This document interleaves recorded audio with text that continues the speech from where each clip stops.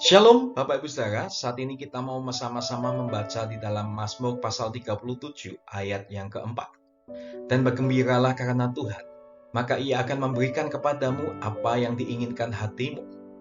Suatu kali di sebuah berita, ada seseorang ditemukan bunuh diri, dan setelah kejadian bunuh diri itu, ditemukanlah sebuah catatan yang ditinggalkannya, yang di dalamnya berisi tulisan bahwa seandainya ada satu orang saja yang tersenyum padanya pada hari itu, maka ia akan membatalkan usaha bunuh dirinya.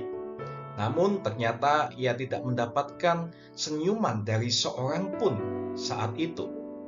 Nah, saat-saat ini banyak orang lupa kalau tersenyum itu bisa meleburkan banyak masalah.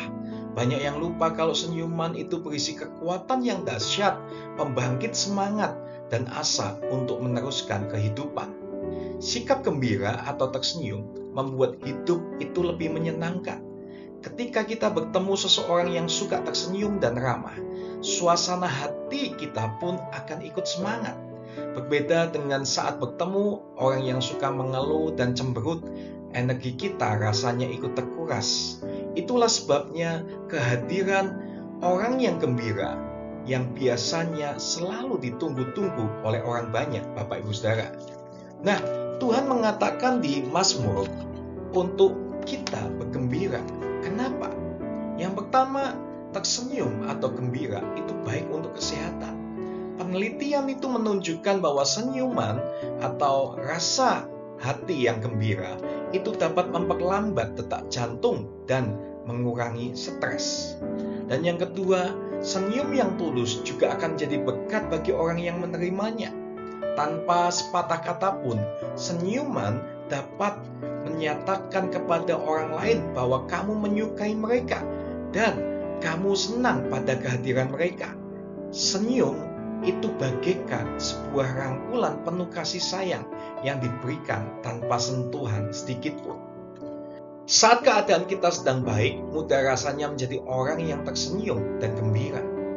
Mungkin saat kita mendapatkan nilai yang baik, saat kita mendapatkan kado, mendapatkan pujian, saat kita sehat, kita gampang untuk gembira dan tersenyum.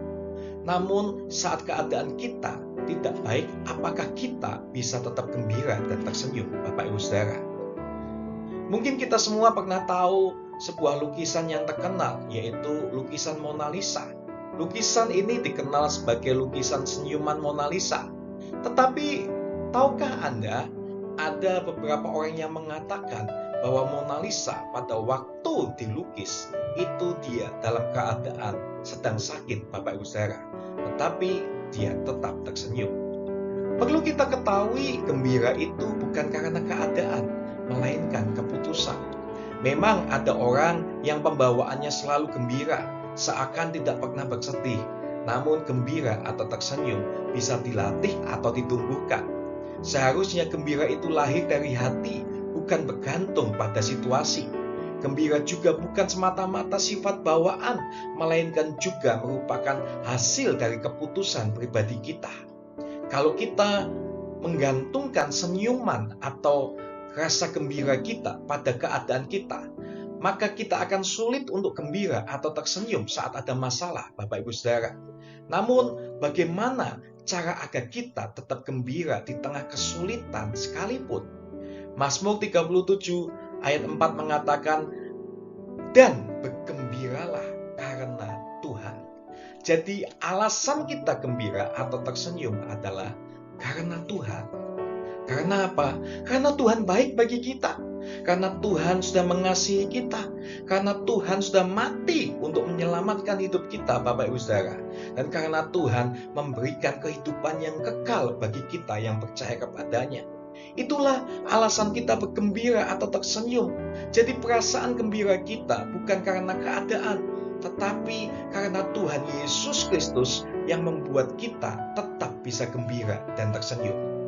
Nah, saat ini sudahkah Anda tersenyum? Jika belum, mari kita mau renungkan kebaikan-kebaikan Tuhan di dalam hidup kita. Terima kasih, Tuhan Yesus memberkati.